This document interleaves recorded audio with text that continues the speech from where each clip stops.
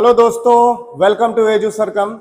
मैं आपका अनुपम भैया। आज आपका जो टॉपिक चल रहा है टॉपिक 2 है ना, तो उसका टॉपिक का हम अगला सब टॉपिक आज हम डिस्कस करने जा रहे हैं जिसका नाम है गॉस लॉ, है ना, और उसके एप्लीकेशंस।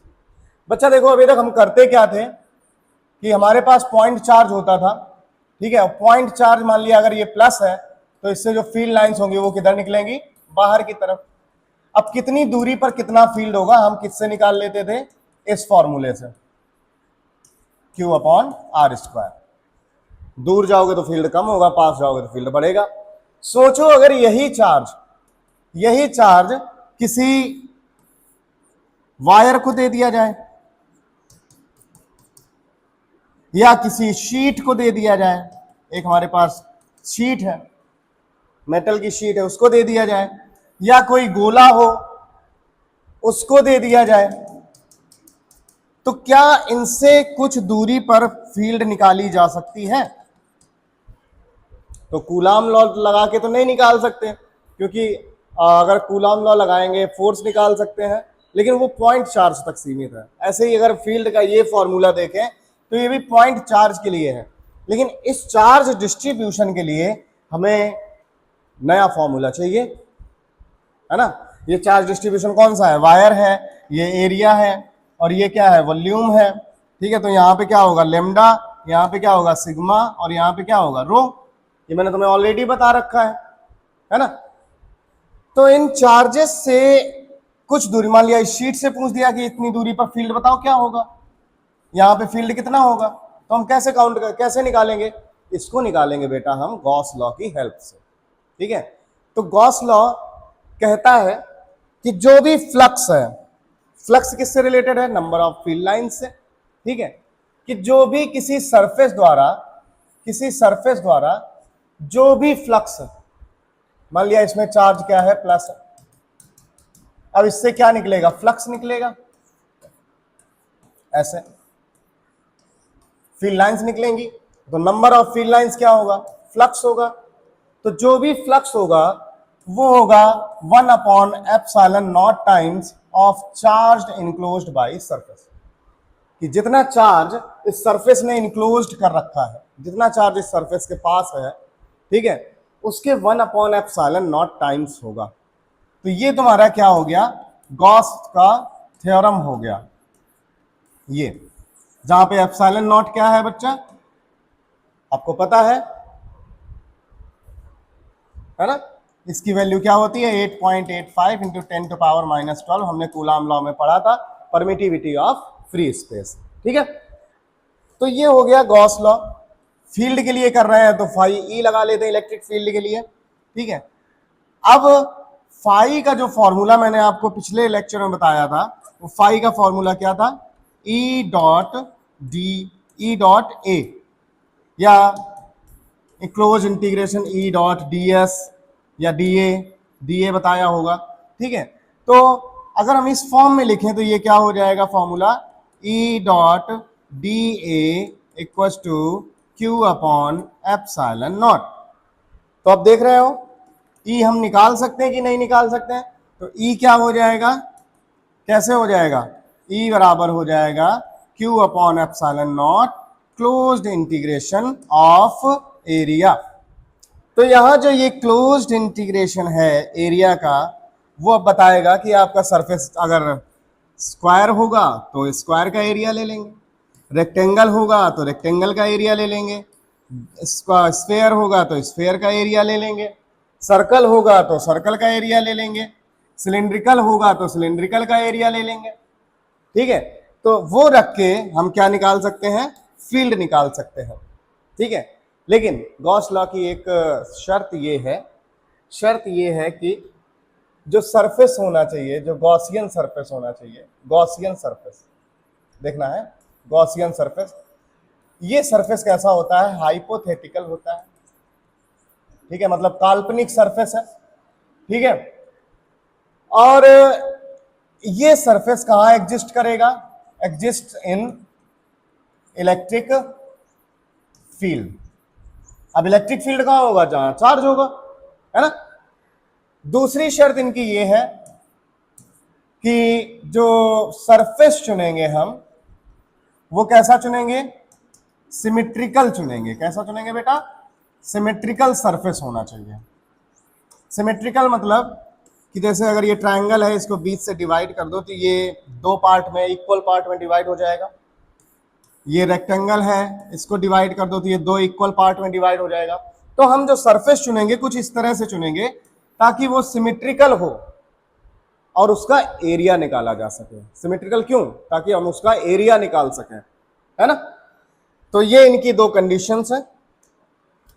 अब इनका एप्लीकेशन हमने गॉस लॉ देख लिया। गॉस लॉ का जो फॉर्मूला था, गॉस लॉ, इसका जो फॉर्मूला था फ्लक्स का वो क्या आया बच्चा, phi equal to Q upon epsilon naught, या E close integration E into D A equal to Q upon epsilon naught. इसको हम इधर साइड में रखेंगे, ठीक है। अब बच्चा यहां पे तो इसका जो हम ये हमने फॉर्मूले लिख लिए हैं साइड में, ठीक है। अब इसके हम एप्लीकेशंस देखेंगे। क्या देखेंगे, एप्लीकेशंस, कि हम इसको यूज कैसे करें, है ना। तो यूज करने का फंडा बेटा बताता हूं। पहला हम एप्लीकेशन देखते हैं, लाइन चार्ज, ठीक है ना, लाइन चार्ज फील्ड। दूसरा हम देखेंगे sheet charge field, sheet charge की वजह से फील्ड क्या होगा। तीसरा देखेंगे हम शेल, कैसी शेल, स्फेरिकल, उसका फील्ड क्या होगा, ठीक है। हमारा काम ये है, हमारे पास तीन केस हैं। एक बार हम लाइन चार्ज लेंगे और देखेंगे क्या फील्ड होगा, एक बार हम शीट लेंगे उसको चार्ज देंगे फिर देखेंगे कि उसका फील्ड क्या होगा, फिर एक हम शेल लेंगे जो कि स्फेरिकल होगी और हॉलो होगी। कैसी होगी, हॉलो होगी, उसका हम फील्ड देखेंगे क्या होगा। अब हमारा टास्क ये है। चलिए पहले एप्लीकेशन पे चलते हैं। Line field due to line charge,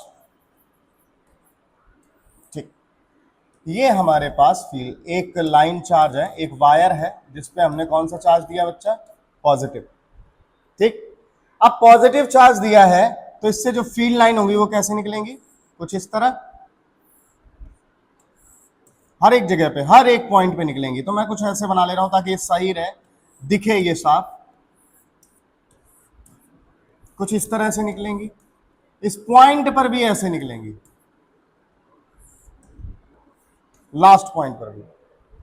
तो अगर हम गॉस फॉर्मूला लगाना है, हमें क्या निकालना है, फील्ड निकालना है कि किसी पॉइंट पर, यहां पर जो कि पॉइंट कितनी दूर है वायर से, r डिस्टेंस दूर है, वहां पे फील्ड क्या होगा, ये अपना टास्क है, फील्ड निकालना है। अब हमारा काम क्या होगा कि हमें गॉसियन सरफेस चुनना है, किसमें, फील्ड लाइंस में, है ना।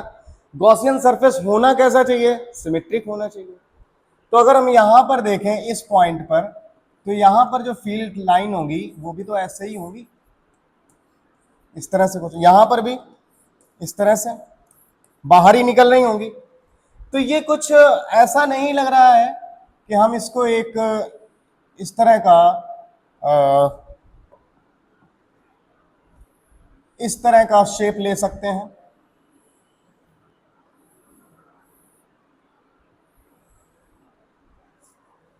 तो ये जो हमने व्हाइट में ड्रॉ किया है ये क्या हो गया, गॉसियन सरफेस हो गया। अब इस गॉसियन सरफेस से क्या निकल रही हैं, फील्ड लाइंस निकल रही हैं। तो हमने यहां गॉसियन सरफेस कैसा लिया, सिलिंड्रिकल लिया। कैसा लिया, सिलिंड्रिकल, ठीक। अब मान लिया इस वायर की जो लेंथ है, जो इस वायर की लेंथ है बच्चा, वो क्या है, L, है ना। और जो दूरी है, मान लिया यहां पे निकालना है, अब फील्ड तुम्हें मान लो यहां पे निकालना है, ठीक है। और ये डिस्टेंस क्या है, R है। ये बड़ा भी हो सकता है, यहां पर भी बना सकते थे, ठीक है। ये जो इसका एरिया, ये जो इसका एरिया है गॉसियन सरफेस का, उसको हम यहां भी ले सकते थे, लेकिन हमने यहां ले लिया। और इसकी जो रेडियस डाल दी वो क्या होगी, आर। तो ये जो डिस्टेंस हो गई वो क्या हो जाएगी, आर। इसको और बढ़ा दो तो आर दूरी बढ़ जाएगी, तो फील्ड कम हो जाएगा, यहां हम स्ट्रॉन्ग फील्ड निकाल लेंगे। ठीक है, तो वो आगे देखते हैं। तो ये लेंथ हो गई सिलेंडर की, और ये क्या हो गया, रेडियस हो गई। ठीक, तो अब हमारे पास अगर हम इसका एरिया देखें तो एरिया ऑफ सिलेंडर क्या हो जाएगा, curved surface area 2 pi R L. ठीक है, एल मतलब इसकी हाइट और 2 पाई आर। ठीक है, अब हमारे पास इस पे चार्ज दिया हुआ है, किस पे चार्ज दिया है, लेंथ पे। तो चार्ज डेंसिटी कौन सी हो जाएगी, line charge density. Line charge density क्या हो जाएगी बच्चा, lambda equal to Q upon L. मैंने पढ़ाया हुआ है तुम्हें, पहले भी बताया हुआ है। लेमडा इक्वल टू हो जाएगा क्यू अपॉन एल, तो इससे क्यू इक्वल टू तुम्हें क्या मिल जाएगा, लेमडा इंटू एल। ठीक है, गॉस लॉ होता है, गॉस लॉ क्या होता है, ये होता है phi equal to Q upon epsilon naught, या ई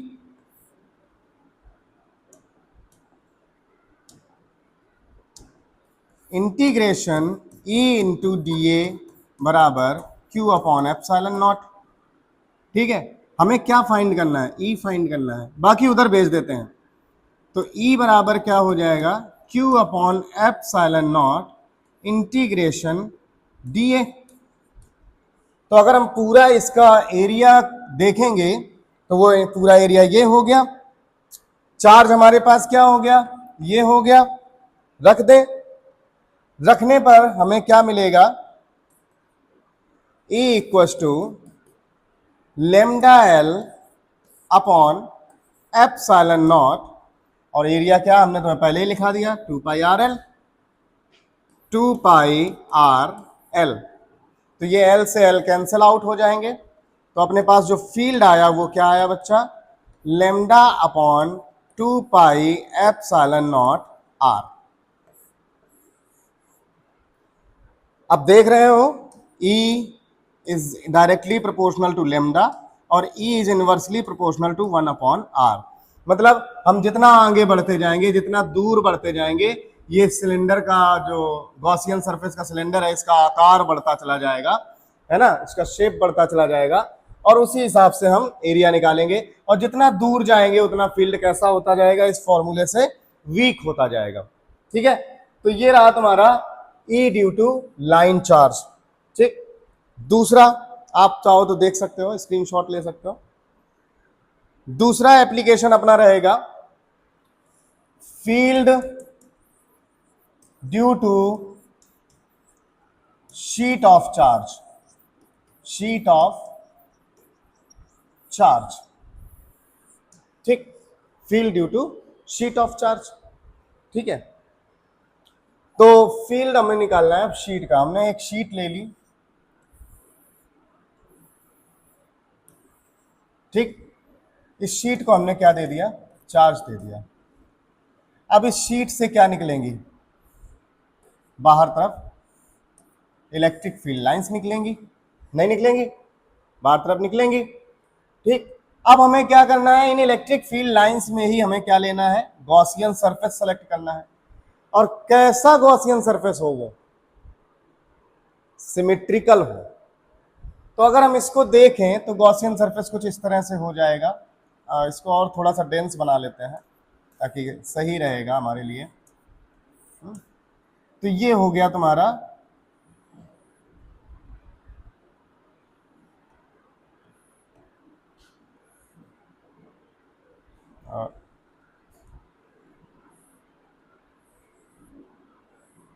कुछ इस तरह से इसका गॉसियन सरफेस हो जाएगा। ठीक है, तो अब गॉसियन सरफेस को हमें देखना है। ठीक है, ये इसको ऐसे डॉट करके मिला दो। अब गॉसियन सरफेस को देखना है, तो यहां बेटा जो फील्ड है वो कैसा है, ऐसे है। चलो फील्ड ये है, इधर फील्ड कैसे है, ऐसे है। ठीक है, फील्ड की डायरेक्शन क्या है, ये है। अब हमारा काम क्या है, एरिया वेक्टर यू जाएगा अब हमारा। अब एरिया वेक्टर देखेंगे, इसको तुम एक काम करो, ऐसे बना लो कुछ इस तरह। यहां पे देखो ये फील्ड ऐसे है, यहां पे ये फील्ड ऐसे है, और यहां पर अगर हम फील्ड देखें तो यहां पर फील्ड ऐसे है। ठीक है,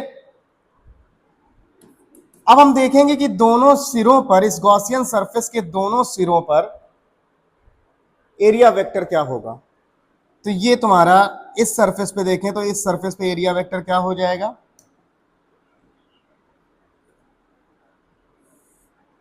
ये।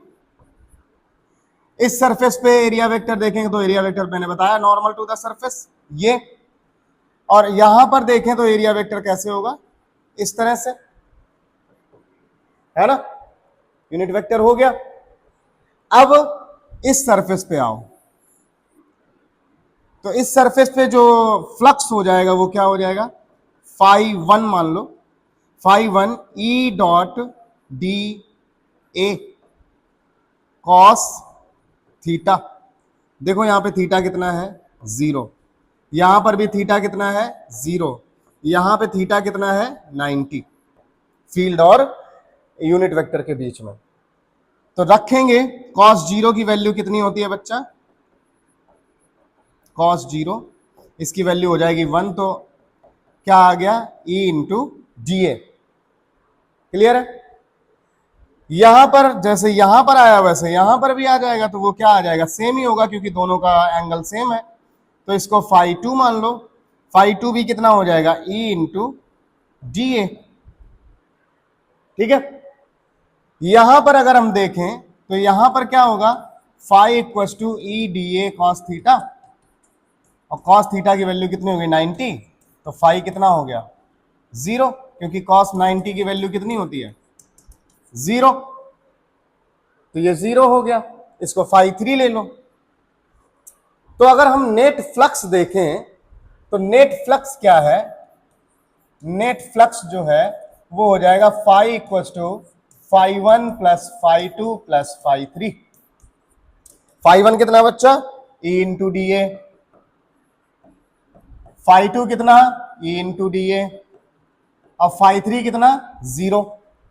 तो जो फ्लक्स आ गया बच्चा, वो फ्लक्स क्या आ गया अपने पास, φ equals to twice E into D A.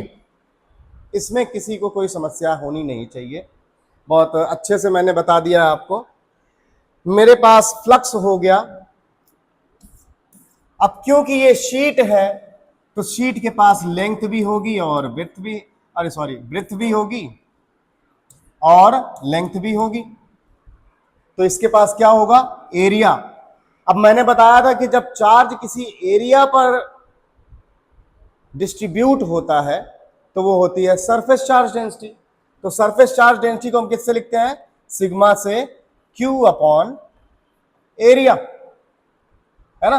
तो Q क्या हो जाएगा बच्चा, सिग्मा इंटू एरिया, नहीं हो जाएगा। ठीक, गॉस लॉ लगाते हैं। गॉस लॉ क्या है, या गॉस थ्योरम क्या है, phi equals to Q upon epsilon naught. ठीक है, फाई कितना है, इतना है,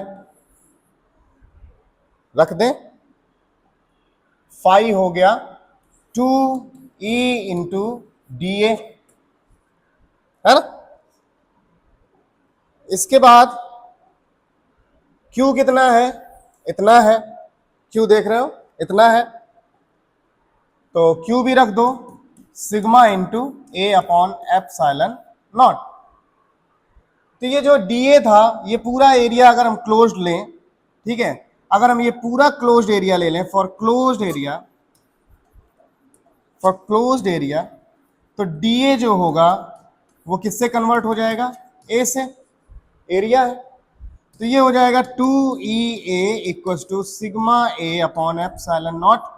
ए से ए देखो बेटा कैंसिल हो गया, तो E क्या आ जाएगा, जो फील्ड होगा वो क्या आ जाएगा शीट की वजह से, सिग्मा अपॉन 2 एप्सिलॉन नॉट।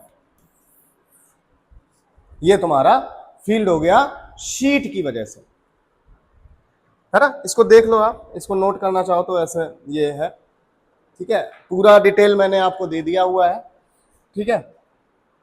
इसके बाद थर्ड एप्लीकेशन पे हम बढ़ेंगे, जो कि है इस चार्ज्ड हॉलो स्फेरिकल शेल। हमने क्या किया कि एक शेल ली, ठीक है, जिसकी रेडियस क्या है, कैपिटल आर है। सपोज रेडियस क्या है इस शेल की, कैपिटल आर है, और हमने इसको चार्ज दे दिया। कौन सा चार्ज दे दिया बच्चा, पॉजिटिव चार्ज। अब पॉजिटिव चार्ज दिया है तो हर एक जगह पे जो फील्ड होगा वो कुछ इस तरह से होगा।